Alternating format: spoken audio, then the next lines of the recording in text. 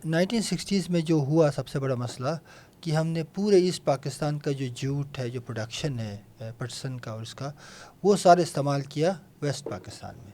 Growth تو ہم نے کیا لیکن ہم نے ڈسپیرٹی بڑھا دی. پولیٹیکل ڈسپیرٹی اور انسٹیبلٹی بڑھا. اب بھی یہ ہے کہ بلوچستان اور اس طرح کے مارجنلائز ایریاز کا آپ دیکھیں، آپ کے سینٹر گرو کرتے ہیں. مطلب لاہور گرو کرے گا، کراچی کی حالت خراب ہے. کوئٹہ میں آپ جائیں تو آپ کو کچھ نہیں ملے گا. اسی طرح سندھ کے انٹیریئر جگہوں پہ جائیں تو مطلب یہ کہ گروتھ جو سینٹر کے اپروچ ہے اس میں جو انکلوسیو گورننس ہے وہ نہیں ہو تو پھر تو ظاہر بات ہے ایک بے چینی ہے اور پھر یہ ایلیٹ کیپچر ہے.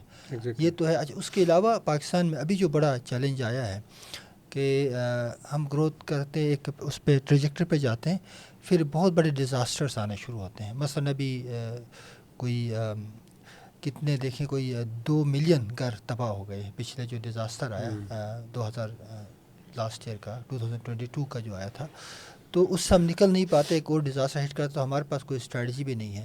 اس کے لیے گلوبل بھی بہت سارے پریکٹسز ہیں، اس پہ ہم تھوڑی بات کریں گے. خاص کر ہیومینیٹیرین جو اسسٹنس والے پروگرامس ہیں، پاکستان جیسے ملکوں کے لیے اس کی امپورٹنس ہے تو پریپیئرنیس پہ کوئی کام نہیں ہوتا. تو ہیومینیٹیرین جو اسسٹنس والے پروگرام ہیں ان کے بارے میں بھی یہ لوگوں کا خیال ہے کہ جب تک ہم پوری طرح سے اپنے آپ کو اس ڈیزاسٹر آنے سے پہلے تیار نہ کریں تو وہ ڈیزاسٹر ہمیں ہٹ کر جاتا ہے، پھر اس کے بعد اس کے آفٹر ایفیکٹ بڑے لانگ چلتے ہیں. کوئی بھی ایکسپیکٹڈ ڈیزاسٹرز ہیں، خاص کر ابھی جو کلائمیٹ چینج کی وجہ سے مختلف قسم کے ڈیزاسٹرز ہیں یا جو مین میڈ ڈیزاسٹرز ہیں، ڈفرینٹ وارز ہیں جگہ جگہ پہ ورلڈ میں مختلف جگہوں پہ وارز چل رہے ہیں.